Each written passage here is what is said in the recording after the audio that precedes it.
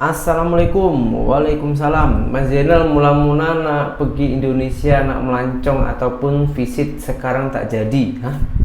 Sekarang plan nak pergi Thailand. Maaf Mas Zainal. Aduh.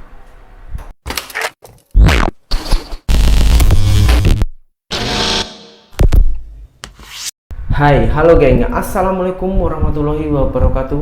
Berjumpa kembali dengan saya Zainal Story. Sebelum video ini saya mulai, gimana kabarnya kalian semua? Semoga semua yang menonton video ini baik-baik saja, dimurahkan rezekinya, selalu berpikiran yang positif dan dijauhkan dari mara bahaya oleh Tuhan yang Maha Esa. Karena viralnya case ataupun problem geng di Indonesia ini soal polis Indonesia yang telah merampas turis Malaysia tersebut geng. Nah, sebetulnya sampai saat ini itu sudah diamankan lah ya, sudah ditindaklanjuti oleh pihak kepolisian ataupun orang yang berkewajiban di Indonesia. Akan tetapi geng, dampaknya turis-turis Malaysia itu takut nak pergi ke Indonesia. Sampai-sampai ada yang DM saya macam ini geng. Saya dari Malaysia, kalau saya nak wisata di sana boleh tak? Saya jawab geng, boleh bang, silahkan, insya Allah aman. Boleh saja, silahkan. Ini sebenarnya inboxnya ini panjang geng, tapi saya tak sengaja tak tayangkan, takutnya nanti kasihan lah kalau dia tak jadi pergi ke negara kita. Lepas itu saya lanjutkan, tengok komentar-komentar. Assalamualaikum, waalaikumsalam. Mas Zainal mula-mula nak pergi Indonesia, nak melancong ataupun visit, sekarang tak jadi. Sekarang plan nak pergi Thailand. Maaf Mas Zainal. Aduh, ini geng, ini dampak-dampaknya geng, dampak-dampaknya karena kelakuan polis Indonesia yang mematikan wisatawan ataupun turis-turis dari luar negara pergi ke negara kita. Batal bercuti ke Indonesia, cuti sekolah pada bulan Januari. Oh, ini mau cuti sekolah, mau melancong menikmati wisata ke Indonesia geng. Tapi dengan adanya case ini ataupun karena ini viral kemana-mana geng ya, bukan hanya ke Indonesia, Malaysia, bahkan kawan-kawan yang ada di Jepun, di Amerika sana pun juga menayangkan case ini. Jadi dampaknya itu sangatlah luar biasa geng, Masya Allah. Tapi janganlah bang, saran saya lah, tetaplah pergi Indonesia bang, boleh aja, insya Allah aman. Cuman polis-polis tertentu aja yang buat hal macam itu. Sorry lah, baru plan nak melancong ke Jakarta, bila dengar case polis ini, rakyat kita Malaysia terus cancel, baik pergi ke Hat Yai Thailand. Aduh. Terus terang saya katakan, pada tahun 2003 saya pergi ke kawasan Malang, Jawa Timur, ini kayak dekat sama kampus saya lah. Kena tahan oleh polis Indonesia, dia kata paspor saya habis tempoh, padahal paspor masih hidup 4 tahun lebih. Akhirnya dia minta 2 juta baru saya dilepaskan. Akhir kata saya boykot untuk pergi ke Indonesia sebab negara Indonesia bagi saya sangat-sangat tidak aman. Aduh bang, jangan, tetaplah pergi Indonesia bang, karena dengan adanya presiden kita Prabowo Subianto ya, ini insya Allah akan diperketatkan lagi geng. Jangan takut, insya Allah hanya segelintir aja. Dan sekarang ini kan semua punya kamera, mempunyai HP, mempunyai handset ya kan. Kalau ada apa-apa hal, silahkan direkam bang, silahkan direkam, lalu viralkan ataupun kirim ke share ke WhatsApp saya boleh, inbox TikTok saya pun juga boleh. Nanti saya akan laporkan itu geng, biar turis-turis Malaysia itu biar tak takut lagi ke Indonesia Raya yang tercinta ini geng. Saya yakin kok masih ada dan dengan ada perbaikan lah, masih ada perbaikan di Indonesia ini. Jadi saran saya ya untuk turis Malaysia, jangan takut pergi ke Indonesia, aman, insya Allah aman, insya Allah aman. Hanya segelintir saja orang-orang yang macam itu. Saya sarankan lagi, apabila mendapatkan kejadian-kejadian yang tidak menyenangkan di Indonesia, silahkan rekam. Sekarang semua kamera ada di mana-mana, bahkan setiap kamera itu ada, geng. Dan karena di Indonesia ini kan semua orang boleh mensuarakan, dan kritikan itu tak ada batasan, geng. Dampak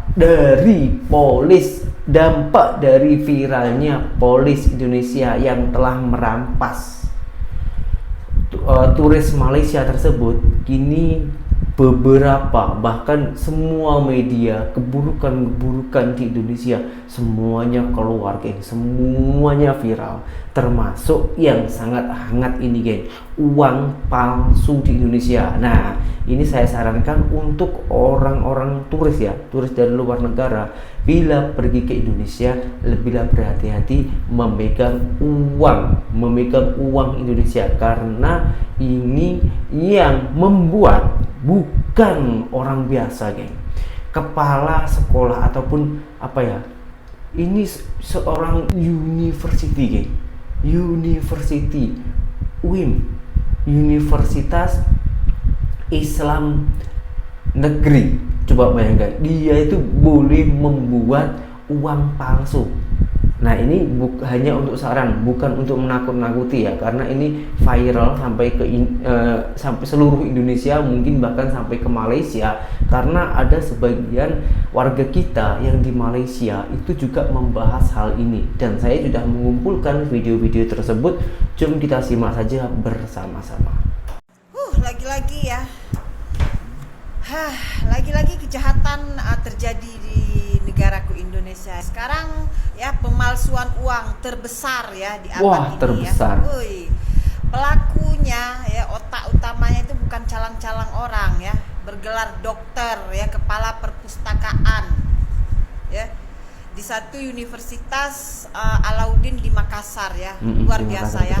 Seharusnya ya, universitas tempat anak-anak bangsa kita menuntut ilmu, tapi ini dijadikan tempat pencetakan uang palsu. Wow, luar biasa sekali ya. Nggak tanggung-tanggung ya, hampir 1.000 triliun. Bukan mata uang rupiah saja, ada juga mata uang Korea. Luar biasa sekali ya, reputasi negara kita ya. Jantung pisang ya, selain oknum-oknum polisinya ya, yang memeras 400 warga negara Malaysia ya, ditambah lagi dengan uang palsu ya. Luar biasa lah, apa nak jadi dengan negaraku tercinta ini ya. Pabrik uang palsu terbesar dalam sejarah Indonesia terbongkar. Yang lebih mengejutkan lagi, ini didalangi oleh oknum yang bekerja sebagai ketua perpustakaan UIN Salahuddin Makassar. UIN itu Universitas Islam Negeri, kan? Kok bisa seperti itu? Dan sudah beroperasi selama 14 tahun lamanya. Wow, 14 tahun. Secara tidak langsung sudah menjadi duri di dalam daging bangsa kita. Wow. Di dalam VT di bawah ini ada banyak beberapa komentar yang saya berusaha untuk pahami. Dan banyak masyarakat kita merasa susah sekarang ini ekonomi. Jadi kalau boleh buat uang palsu, kenapa enggak? Wow. Ubah pikiran kalian. Kenapa uang palsu tidak boleh beredar? Ya, karena itu seperti menikam negara sendiri. Betul. Inflasi adalah hal yang paling menakutkan di seluruh negara di dunia ini. Sebab itu di mana-mana negara akan melarang peredaran uang palsu. Betul. Di mana-mana Kenapa negara inflasi ditakuti semua orang? Ditakuti semua negara. Kalian boleh searching, ada satu negara yang sudah terkena inflasi, yang duitnya boleh dibuang kemana-mana dan tidak ada harganya, sampai masuk ke tempat sampah. Maka dari Jadi itu jangan sampai uang negara itu kita seperti ya? ini. Jadi kalau ada ketemu uang palsu, silahkan bakar, jangan disebarkan lagi. Cari sumbernya Karena dulu hanya lah. itu cara satu-satunya membantu negara kita. Jadi siapa yang akan bertanggung jawab kalau uang itu dibakar? Memang tidak akan ada yang bertanggung jawab. Karena itu kita harus lebih pandai menilai uang. Itu palsu atau bukan, kita harus pandai sebelum menerima uang. Iya. Jadi kuncinya ada pada masyarakat sendiri. Memang banyak pasti akan kena dampaknya. Yang lebih menyedihkan lagi jika uang ini sampai kepada golongan ekonomi di bawah. Iya betul, begitu Sedih. berharganya uang ya. Karena pasti akan mengharapkan uang ini bisa jadi bahan pertukaran untuk makanan, obat-obatan. Ya. Jadi memang orang yang menciptakan uang palsu ini sangat-sangat merugikan negara dan masyarakat kita. Jadi, seperti apa tanggapan kalian? Sharing di kolom komentar. Oke, lanjut. Bagaimana mungkin sebuah kampus Islam berubah menjadi pabrik uang palsu? Bukankah kampus itu seharusnya mencetak generasi bermoral? Pernahkah melihat pabrik yang memproduksi makanan basi? Dari luar terlihat bersih, alatnya canggih, tapi karena bahan bakunya busuk, yang dihasilkan pun berbahaya untuk orang lain. Sama halnya dengan sistem pendidikan kita saat ini. Kampus yang seharusnya menjadi tempat mencetak generasi intelektual dan bermoral malah menghasilkan kejahatan seperti kasus pencetakan uang palsu di UIN Makassar. Masalahnya bukan hanya pada individu, tapi pada sistem. Pendidikan ini hanya fokus pada materi, tapi lupa membangun akhlak. Berbeda dengan sistem pendidikan Islam yang berlandaskan akidah Islam, Islam mencetak generasi dengan akhlak mulia, kecerdasan akal, dan keimanan yang kokoh. Sistem ini tidak hanya mendidik, tapi juga membangun pola pikir dan tindakan yang sesuai dengan syariat, sehingga kejahatan seperti ini tidak akan pernah terjadi. Kalau sistem pendidikan kita rusak, yang lahir adalah generasi perusak. Yuk bangun kembali peradaban kita dengan solusi Islam. Bagi yang punya pendapat lain, silakan jawab di kolom komentar. Islam. Udah tahu berita ini belum? Untuk membuat benang pengaman pada uang palsu. Jadi ini tuh sindikat pencetak uang palsu terbesar ya. Sejarahnya Indonesia kayak ini yang terbesar deh. Dan ini dilakukan bukan oleh sembarang orang. Gimana ceritanya Kanet? Sini aku bisikin. Let's go. Jadi ini tuh kejadiannya di perpustakaan Syekh Yusuf Universitas Alauddin Makassar. Bahkan ada mata uang Korea juga. Mencapai totalnya ini kurang lebih 1.000 triliun yang siap diedarkan. Gila. Ini otak utamanya. Gelarnya dokter, kepala perpustakaan Bapak Andi Ibrahim. Pintar sekali Pak, melok po. Jadi dia tuh beli alat cetak, ya kan, di Surabaya. Oh, Alat tempat cetaknya tuh kokuri. belinya di Surabaya, kurang lebih harga 600 juta. Tapi made in China, nggak mungkin made in Surabaya yo, nggak mungkin ora iso gawe awak dhewe iki ora iso gawe. Cina. Infonya yang sudah beredar tuh kurang lebih 2M sudah tersebar. Dia itu melakukan pertukaran ya, beli rokok, terus tuker tunai sama transfer, kayak gitu-gitulah ya, yang bisa gampang dicairkan. Terus belanja-belanja ke pasar yang nggak pakai mesin cek uang palsu gitu ya. Cuman canggihnya ini, bahkan dokter ini menyuruh membayar orang untuk cetak itu loh, benangnya uang itu loh, di daerah Jawa. Aku lupa Jawa Tengah atau Jawa mana gitu ya. Pokoknya bikinnya di sana. Ciamik nih otaknya maju banget itu ya. Sampai 2035 itu ya, menuju Indonesia emas itu. Aduh, Tapi Indonesia sayangnya emas ini lagi. kebongkar. Ya enggak sayangnya ya. Untungnya kebongkar. Alhamdulillah. Nggak kebongkar ya, alamat sih. Pasti kan daerah Makassar itu nanti ya banyak pedagangnya rugi, apalagi rakyat-rakyat kecil kayak pedagang-pedagang pasar yang buat muterin modal, akhirnya kan nggak bisa beli ya, karena Ya, yang sudah betul. beredar kan kurang lebih 2M. Banyak loh itu. 2M Dan dia tuh. sudah balik modal itu ya. 2M. Terus tersangkanya total tuh kurang lebih 15 orang guys. Awal terbongkarnya kasus ini gara-gara awal Desember itu ada penukaran uang palsu di daerah Palangga, ya daerah Makassar situ, senilai 500.000. Nggak tahu tapi detailnya gimana kok bisa ketahuan, apa nggak lolos gimana, aku kurang tahu ya, karena aku cari-cari beritanya nggak nemu, cuman infonya itu awal Desember. Dari 500.000 atau gopek jeng itu berkembanglah polisi mencari di mana mesin itu. Ternyata memang mesin itu tuh di dalam perpustakaan dan sempat dikasih peredam supaya nggak kedengaran saat mencetak uang tersebut.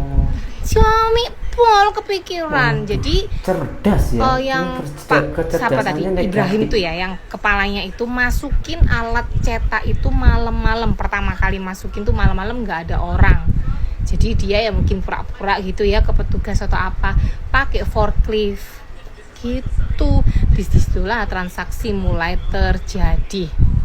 Terus bisa nggak sih kita ini rakyat mencetak sendiri biar kita bisa ya bayar hutang negara? Ya itu kayaknya nggak bisa ya, karena kalau terlalu banyak uang yang dicetak akan juga inflasi besar-besaran. Aku nggak paham juga ekonominya, pokoknya kayak ngono. Jadi semuanya tuh harus diatur perputarannya ya. Ya untung aja sudah kebongkar dan bisa berhenti. Bahkan sampai isunya ATM tuh nerima loh uang tersebut karena saking canggihnya guys.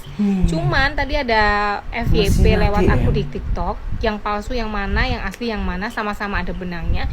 Jadi yang palsu itu warnanya biru ketika di scan, memang tembus tapi dia warnanya biru. Kalau yang asli itu tembus warnanya itu hijau gitu, hologramnya itu loh, warnanya itu loh.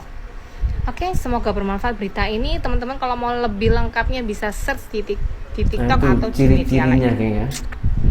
Ini kasus yang lagi viral. Sebuah kampus menjadi pabrik uang palsu. Kenalin, namanya Dr. Andi Ibrahim. Dia seorang dosen, tapi lebih memilih menjadi bos uang palsu daripada mendidik mahasiswa. Padahal dia PNS loh, dia ASN. Kalau kita lihat data, gaji dia itu sekitar 7-10 juta per bulan.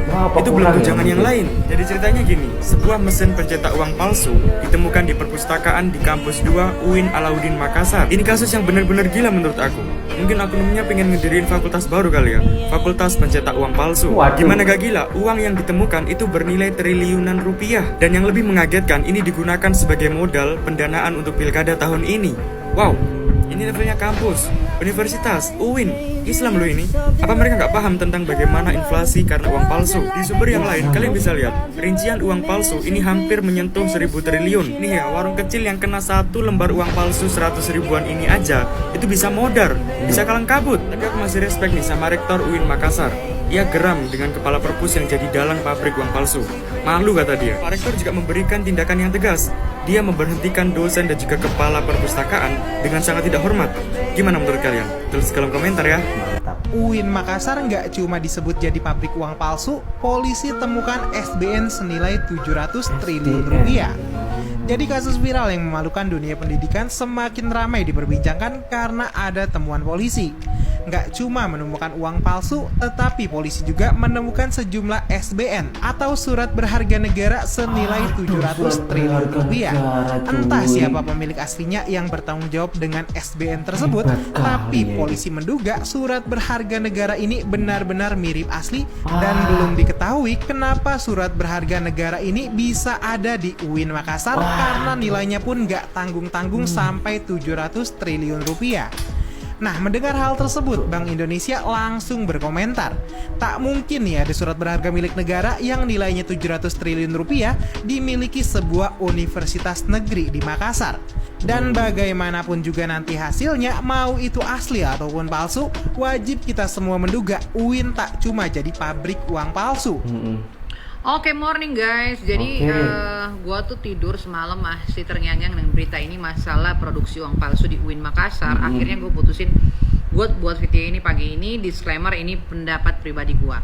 Jadi oke, bagaimana sampai produksi uang palsu ini terjadi? Mari kita kupas satu per satu. Awalnya proses pembuatan uang palsu ini itu di Jalan Sunu di Makassar, di rumah seseorang yang bernama atau berinisial ASS. Proses uang palsu itu sudah dilakukan sejak tahun 2010 dan berjalan hingga tahun 2012. Kemudian mereka tuh tergiur dengan hasilnya dan akhirnya mereka berpikir untuk bagaimana membeli mesin percetakan uang yang lebih besar sehingga bisa memproduksi dalam jumlah banyak.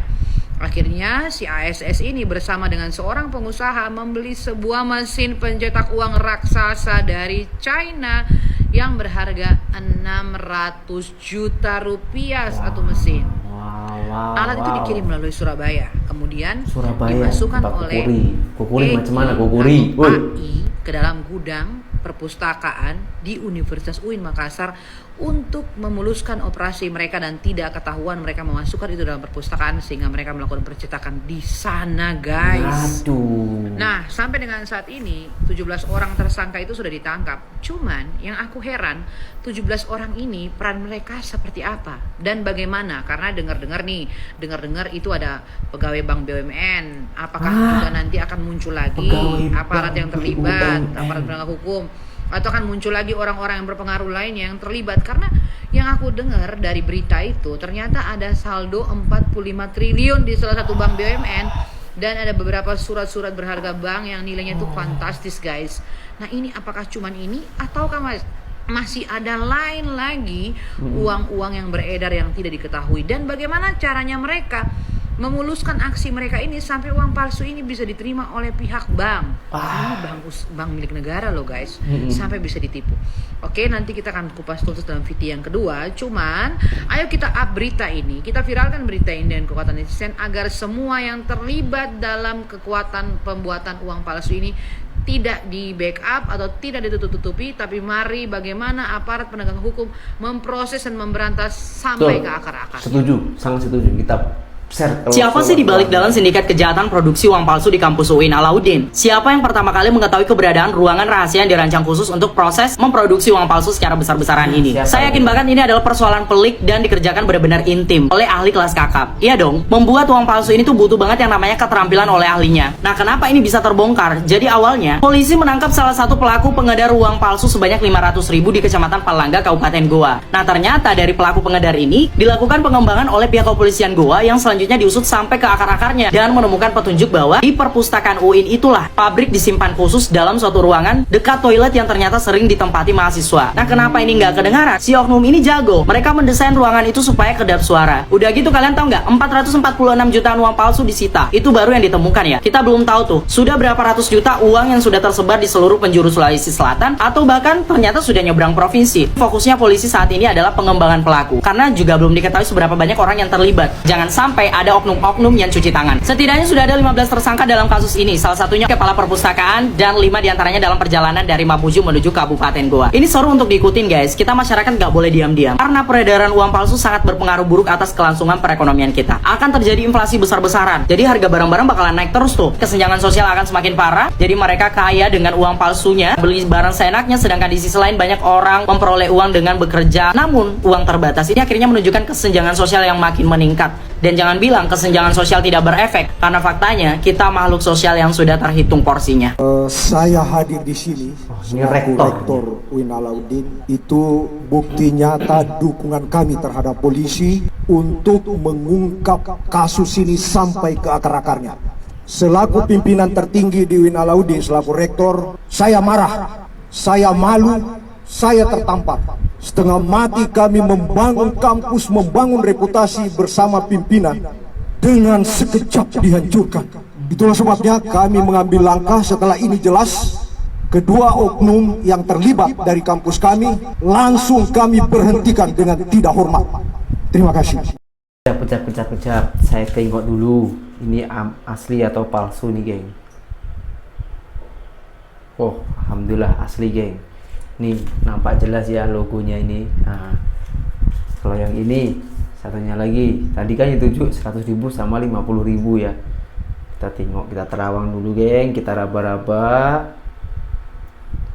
Asli, geng, asli juga ini.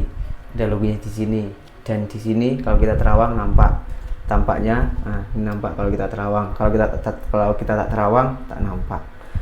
Alhamdulillah ternyata tak sampai di Jawa, geng. Hanya di bagian Makassar tadi ya. Nah, ini, geng. Inilah hebatnya Indonesia, geng. Karena Indonesia ini negara demokrasi. Jadi siapapun boleh bersuara, apapun boleh disuarakan, asalkan ini mendidik untuk kebaikan. Contohnya ya hal-hal macam ini, geng. Hal-hal yang negatif, yang kurang bagus kita viralkan biar seluruh orang Indonesia tahu, yang tujuannya itu bukan berarti untuk menjatuhkan Indonesia, tapi untuk memperketat dan memperbaiki Indonesia Raya macam ini, geng. Karena kenapa? Kalau ini kita sembunyikan, bahaya, geng. Semakin lama uang palsu ini meluas. Dan yang membuat saya pelik lagi, kurang agama apa ini, coba bayangkan, geng.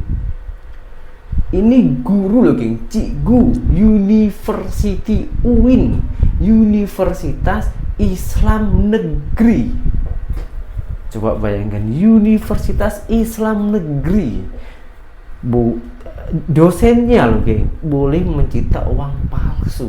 Di mana agamanya? Memegang agama itu buat apa? Hanya untuk pegangan kah? Hanya untuk untuk menutupi kebusukanmu kah? Aduh, ini yang membuat malu ini, geng. Nah, ini buat saran saya ya, untuk kembali lagi ke turis Malaysia lagi. Jadi kalau ke Indonesia itu boleh-boleh aja, karena hal-hal yang kes-kes macam ini sudah diberantas oleh Bapak Kepemimpinan kita, Prabowo Subianto. Jadi lebih aman, insya Allah aman. Jadi jangan takut lah kalau pergi ke Indonesia, silahkan. Dan abangnya tadi itu yang DM saya itu, dia itu suruh jemput ke iPod. Gini bang ya, bukan saya tak mau, saya mau aja, tapi saya itu bukan orang kaya. Dari sini pergi iPod itu juga jauh, memerlukan biaya, ya kan. Saya pun juga belum ada kereta, nanti jemputnya macam mana, kalau pakai motor, aduh kasihan juga gitu. Tempatnya itu, tempat saya sama Surabaya itu jauh juga gitu. Boleh aja, tapi tak apalah, nanti saya usahakan. Kalau abang betul nak pergi ke Indonesia, nanti saya usahakan, saya carikan modal untuk menjemput abang mau pergi ke wisata manapun. Insya Allah doakan saja saya dapat rezeki, nanti saya boleh jemput lah. Itu saja saran saya, geng. Semoga video ini bermanfaat dan berjumpa kembali di video saya yang selanjutnya. Saya Zainal Story, seorang mantan TKI Malaysia. Salam TKI sukses. Assalamualaikum warahmatullahi wabarakatuh.